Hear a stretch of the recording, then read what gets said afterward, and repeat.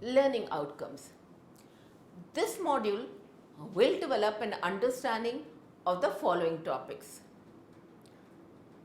Multinational enterprises, their definition and features. What are the various types of MNEs? MNEs in the global economy.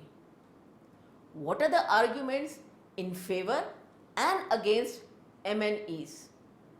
And topmost MNEs in India. Introduction. Multinational corporations have played an important role in globalizing trade. The parent company is a firm of a large scale that controls production of goods and or services in countries other than the home company.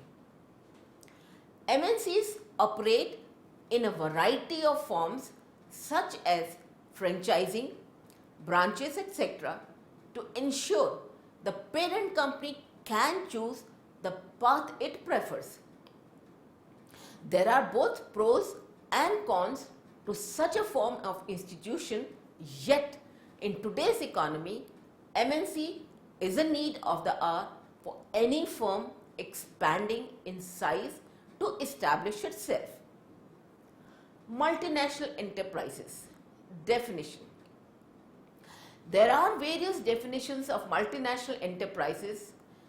Broadly, a multinational enterprise or a multinational corporation refers to a giant firm that owns the production of goods or services in many countries other than their home country. An MNC is a parent company that engages in foreign production through its affiliates located in several countries, exercises direct control over the policies of its affiliates and implements business strategies in production, marketing and finance that transcend national boundaries. Example of some large MNCs are Ford, IBM, Nokia, McDonald's, etc. An important condition to be an MNC lies in the fact that its managerial headquarters are located in one country, normally the home country, while the enterprise carries out operations in a number of other countries called the host countries. It implies that the firms participating in foreign trade or international economic relations either by exporting or by licensing technology are not regarded as MNCs. An important requirement to be an MNC is that the firm must carry on production activity by its actual investment in several countries. MNCs are large organizations which extend their industrial and marketing operations through a network of their branches or their majority owned foreign affiliates called MOFAs. MNCs are also known as transnational corporations, that is the TNCs. Instead of aiming at profit maximization from one or two products, the MNCs operate in a number of fields and thus their business strategy extends over a number of products and over a number of countries. Features and objectives of MNCs. The main features of MNCs are as follows. 1. MNCs have their head offices in home countries while they conduct their business operations in a number of host countries. 2. A large part of the assets of the parent company are owned by the home company citizens. 3. The majority of their governing body members are citizens of the home country. 4th, the parent company is responsible for making decisions on new investment as well as the local objectives. 5. MNCs are giant firms and exercise a great degree of economic dominance. 6. MNCs control production activity with large foreign direct investment in many developed and developing countries. And lastly, MNCs are oligopolistic in character and are sustained by modern technologies, product differentiation, management skill, and advertising.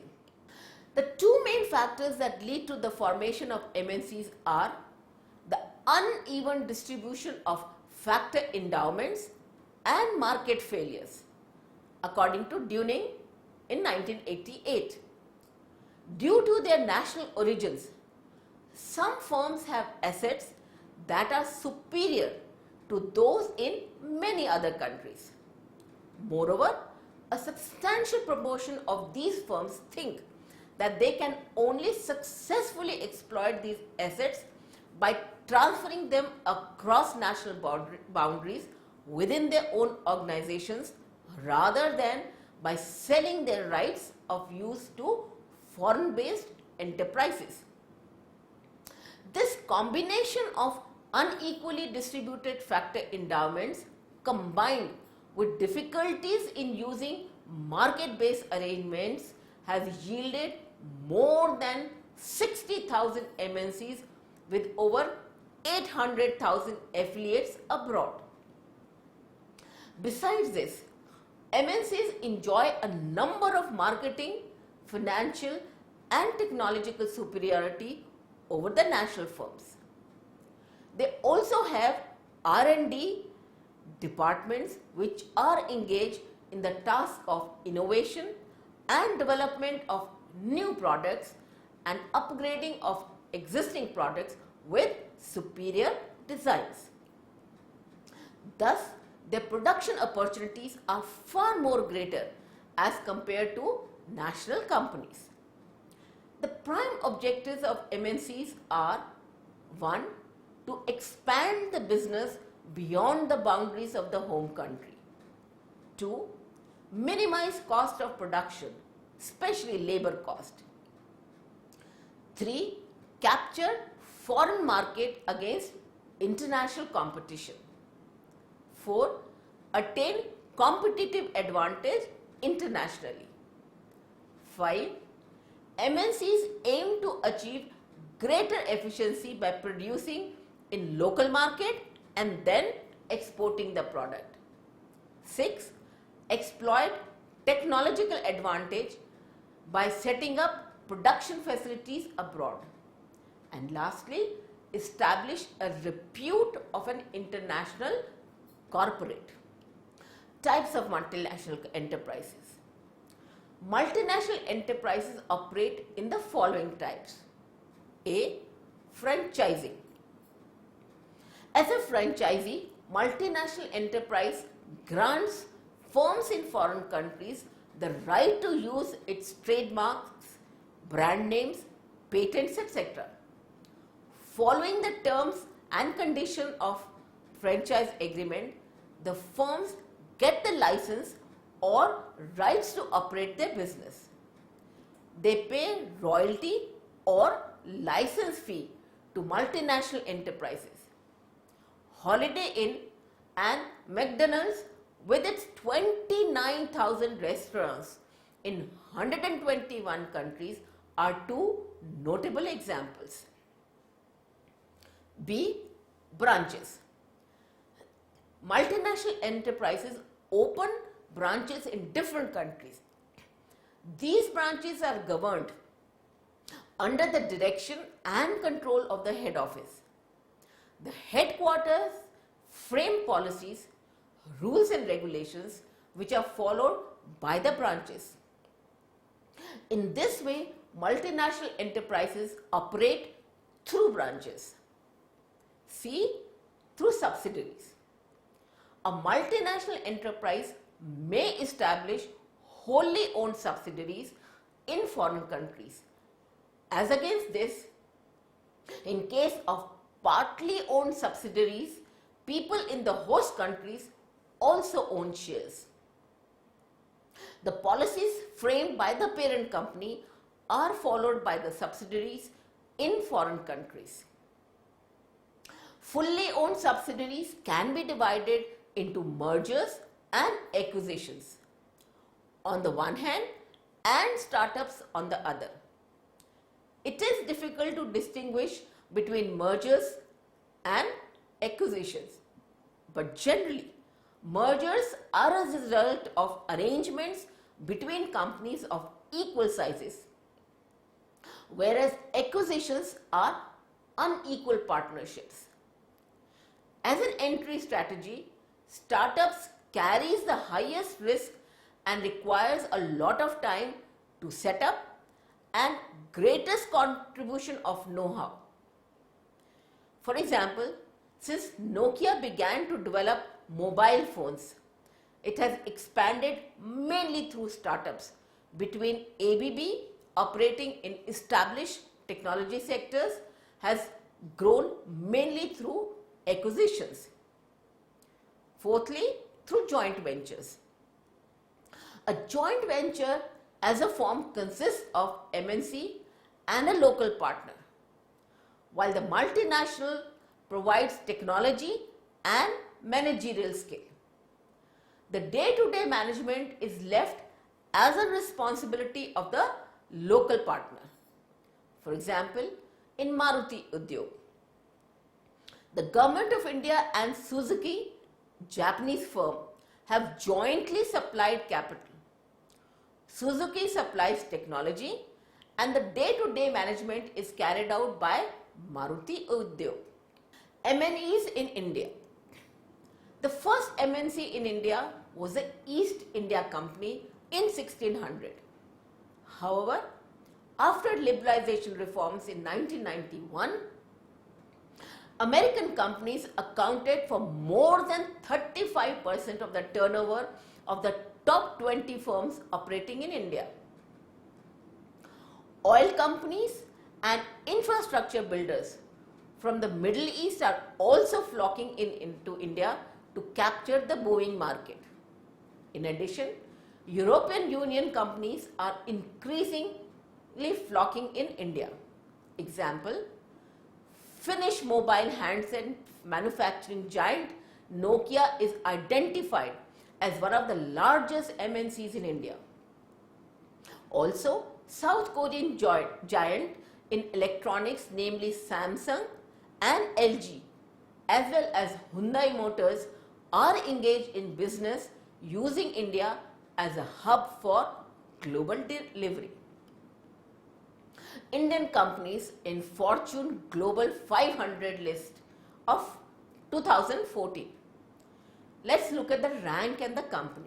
Tata Steel has a rank of 401, ONGC has a rank of 357, Tata Motors 314, State Bank of India 285, Hindustan Petroleum 267, Bharat Petroleum 225, Reliance Industries 99 and Indian Oil has a rank of 83.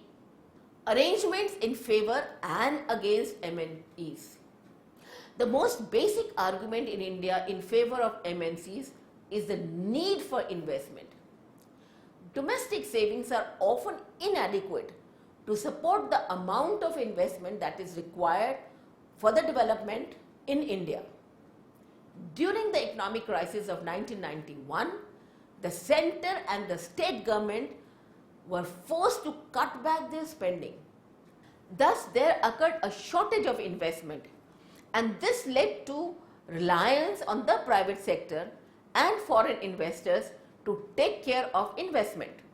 In this way, MNCs are seen as filling up the gap in savings by bringing savings from abroad so that domestic investment can be larger than domestic saving. The second main argument for MNCs is concerned with the technology transfer. Economic growth in developing countries is mainly dependent on new technologies, and most least developing countries are in danger of falling even further behind unless they have access to some new technology and learn how to apply. LDCs, that is the least developed countries, can get new technology from foreign direct investment. In fact, MNCs have been prominent in the development and dissemination of new technologies in both the nature of products and methods of production. Although with new technology, MNCs bring the skills which LDCs learn to duplicate, such as managerial ability, organizational competence, and the ability to avoid inefficiencies. However, the ability of LDC to absorb new technology depends considerably on the education level and skills of the labor force and the existence of institutions capable of providing the necessary training.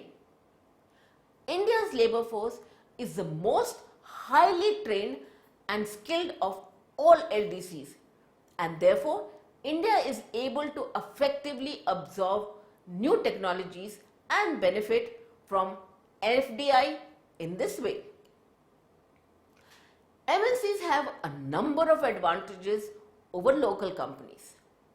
They have the ability to achieve vast economies of scale in manufacturing and product development due to their size advantage. Due to their global presence, they are exposed to new ideas and opportunities regardless of where they occur. Moreover, their location in many countries can be used as a bargaining power in obtaining favorable conditions from governments anxious to preserve inward investments and jobs. However, with all the advantages size confers, they are not free from limitations. They also have potential liabilities of slowness and bureaucracy. The argument against the operation of MNCs are as follows. 1. Payment of dividends and royalty. A large sum of money flows out of the country in terms of payment of dividend, profits, royalties, technical fees and interests to the foreign investors. 2. Distortion of economic structure. MNCs can inversely impact the host country in various forms, such as curbing of domestic entrepreneurship, extending oligopolistic practices such as product differentiation, heavy advertising, etc. 3. Political interference. Because of their immense financial and technical power, MNCs have gained strength to influence the decision-making processes in underdeveloped countries. Though MNCs transfer technology to UDCs, but it is not in harmony with the interests of the host countries. The government of UDCs have also felt threatened by the direct and indirect interference of MNCs in their internal affairs. Due to this, governments of various UDCs have sought to control the activities of MNCs through various controls and legal provisions. 4. Technology transfer, not necessarily conducive to development. The behavior pattern of MNCs revealed that they do not engage in R&D activities within the underdeveloped countries. Their R&D efforts are concentrated in laboratories in the home country or in other industrialized countries. In many cases, the technology transferred is of a capital intensive nature, which is not useful from the point of view of a labor surplus economy. MNCs are not necessarily successful. It is seen that many MNCs are not efficient at managing their foreign activities, particularly in regard to acquisitions. Furthermore, the gap between the best and worst performing companies is growing. In case of India, it is seen that the government permitted multiple collaborations, that is repetitive import of the same or similar technology. This resulted in repetitive payments without adding to the stock of technical knowledge in the country. Moreover, the terms and conditions of agreements are mostly in favor of foreign collaborators and were against Indian interests. An MNC often has to compete with domestic companies that have many natural advantages. These domestic companies have a customer base they have cultivated which is familiar with their brands. This loyalty to a local player has to be overcome in such a way that it does not invoke a nationalistic reaction. Thus, besides many advantages that MNCs confer, which should take an initiative to analyze the cost and benefit analysis before entering into an investment. Let us summarize. Multinational corporations refer to a giant firm that owns production of goods or services in one or more countries other than their home countries. MNCs are predominantly large size and exercise a great degree of economic dominance. MNCs control production activity with large foreign direct investment in more than one developed and developing countries. The formation of MNCs has been attributed to a combination of two main factors: the uneven distribution of factor endowments and market failure. The East India Company is generally thought to be the first modern multinational corporation in India in 1600.